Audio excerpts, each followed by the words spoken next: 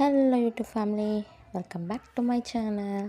అందరూ ఏం చేస్తున్నారండి? మీకోసం ఇవాళ మంచి రెసిపీ తీసుకొచ్చేసాను. ఇదేంటంటే ఈవినింగ్ స్నాక్స్. చాలామంది పిల్లలకి ఇదంటే చాలా ఇష్టం కదా. ప్రాసెస్లోకి వెళ్ళే ముందు అందరూ ఒక లైక్ చేసేయండి, షేర్ చేసేయండి, సబ్స్క్రైబ్ చేసేసుకోండి. ఇప్పుడు ప్రాసెస్లోకి వెళ్దాం. ఒక గిన్నె తీసుకొని అందులో వేరుశనగ గుళ్ళన్నీ వేసి, ఆ తర్వాత కొంచెం సాల్ట్, శనగపిండి 2 స్పూన్స్, అలాగే మైదా పిండి 2 స్పూన్స్, కొంచెం కారం. మీకు ఈవినింగ్ స్నాక్స్లో ఏమంటే ఇష్టమో కామెంట్ చేయండి. చాలామందికి పకోడీ ఇష్టం, చల్ల బజ్జీలు ఇష్టం అని అంటారు. అలాగే ధనియాల పొడి, అలాగే లైట్గా చికెన్ మసాలా వేసి మొత్తం మిక్స్ చేయాలి. అలా మిక్స్ చేసే ముందు స్టవ్ వెలిగించి పాన్ పెట్టి, ఆ పాన్ కొంచెం హీట్ ఎక్కాక కొంచెం ఆయిల్ వేయాలి.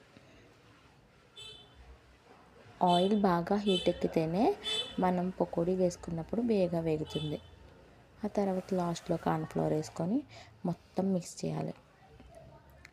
ఉండలు లేకుండా మొత్తం మిక్స్ చేశాక తర్వాత కొంచెం కొంచెం వాటర్ వేసుకుంటూ బ్యాటర్ అనేది గట్టిగా కలుపుకోవాలి. పలుచగా కలుపుకోకూడదండి. ఇలా కలుపుకోవాలి. కలుపుకున్న దాన్ని విడివిడిగా వేసుకోవాలి. జంటగా వేసేస్తే వేగవు. సో విడివిడిగా వేసుకొని అలాగే కొంచెం కరివేపాకు, కొంచెం కొత్తిమీర వేసుకుంటే టేస్ట్ చాలా బాగుంటుంది. ఇలా విడివిడిగా వేసుకున్నవి కొంచెం కలర్ గోల్డెన్ కలర్ అన్నా లేకపోతే లైట్ కలర్ వచ్చే వరకు వేపుకోవాలి. ప్లీజ్ అందరూ లైక్ చేయండి గాయస్, షేర్ చేయండి, సబ్స్క్రైబ్ చేసుకోండి. చాలామంది నన్ను ముందుండి ప్రోత్సహించారండి. Thank you so much. షార్ట్స్కి లైక్లు చాలా బాగా వచ్చాయి.